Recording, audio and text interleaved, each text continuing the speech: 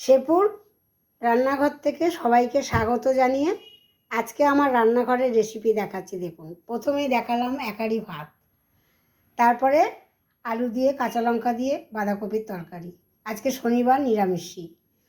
এখানে দেখুন মূলো দিয়ে বিউলির ডাল, এখানে আলু পোস্ত, এখানে দেখুন শসা টমেটো দিয়ে রায়তা, এখানে মানকচু ভাতে, এখানে বেগুন পোড়া। আমার এই রেসিপিগুলি যদি ভালো লেগে থাকে বন্ধুরা, ইউটিউব থেকে যারা দেখছেন তারা শেয়ার করবেন, লাইক করবেন, কমেন্ট করবেন। আপনাদের কমেন্ট কিন্তু অনেক দিন ধরেই পাচ্ছি না।